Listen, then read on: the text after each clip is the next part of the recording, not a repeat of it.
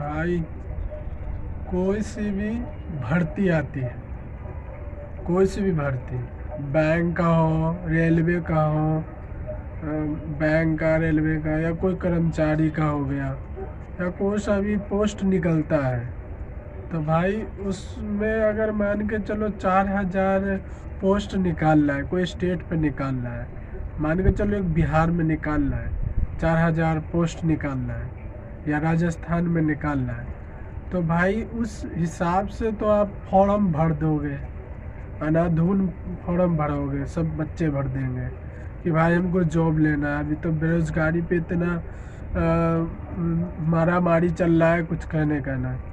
तो इसके वजह पे आप बच्चे अनाधुन फॉर्म भर रहे हैं कि हमको कैसे भी जॉब मिल जाए, तो जॉब के लिए भटक रहे हैं दरों दरों, तो दर दर के ठोकरे खा रहे हैं। तो इसका मतलब है कि फॉर्म भरेंगे, एग्ज़ाम पास होगा कि नहीं होगा, पहले ये तो देखो। बच्चे तो लाखों करोड़ों फॉर्म भर दिए, ठीक है। अब मान के चलो कि 4,000 पोस्ट निकाला था किसी भर्ती में, तो उसमें क्या है कि पहले आपकी जो कैटेगरी है, आपकी कैटेगरी कौन सी है, पहले जो आपकी कैटेगरी, जैसे जिस जात के रहोगे, अब मान के चलो कोई यादव है, तो यादव है तो वो जिस जात का आएगा, ओबीसी, एसटी, जो भी में आए, तो उस कैटेगरी में भी तो देखेगा भाई हमारा सीट कितना खाली है।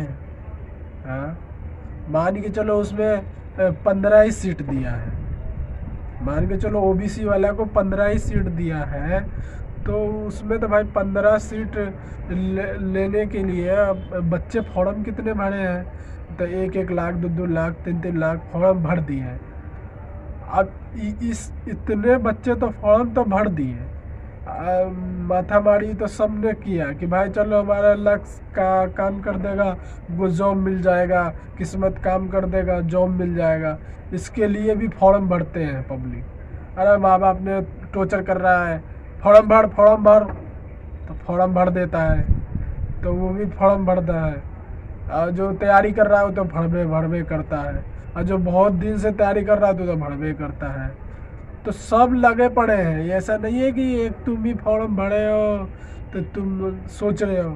तुम्हारे फॉर्म भरने के पीछे ना बहुत सारे बैठे पड़े हैं धुरंधर, वो भी फॉर्म भरते हैं और जमाते हैं कि हमारा भी सिलेक्शन हो जाए, तो उसके लिए भी फॉर्म भरते हैं। तो भाई तो मान के चलो 15 सीट था, तो 15 सीट पे भाई कितने बंदे को मिलेगा, बस 15 को मिलेगा भाई। 15 में ओबीसी वाले को जो सीट खाली है, 15 जो सीट देना है, पद है, तो 15 को ही मिलेगा। ये नहीं है कि 20 को मिल जाएगा, 20 को नहीं मिलेगा, या 18 को नहीं कि मिलेगा, बस सिर्फ 15 को। जितना सीट निकाला है उतना ही देगा, उससे ज़्यादा नहीं देगा।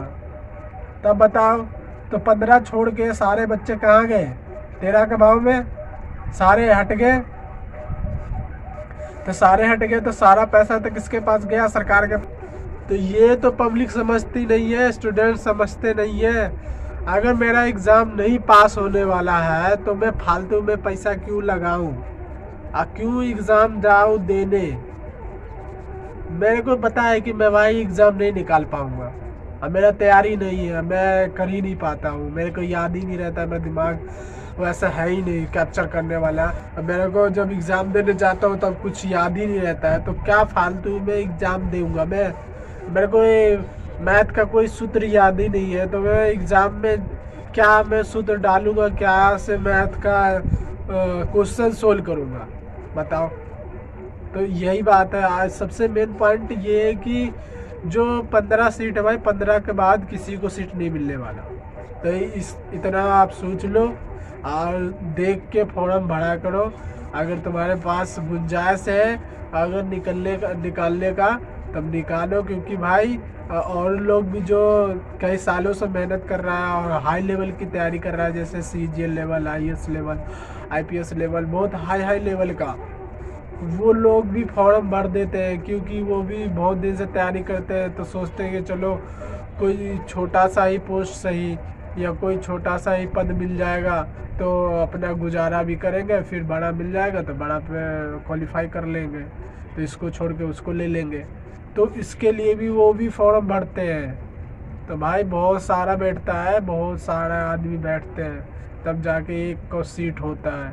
अब थोड़ा मोड़ा तैयारी हो गया, चले गए, तो भाई एग्ज़ाम नहीं निकलता है ऐसे। तो भाई सब देख लिया करो, और फॉर्म भरने के टाइम में अपना सोच समझ के तब फॉर्म भरा करो। ऐसी मुंह उठा के नहीं फॉर्म भर दिया करो कि भाई चलो रेलवे में भर्ती आ गई, बैंक में भर्ती आ गई, चलो फॉर्म भर देते हैं, ऐसे कभी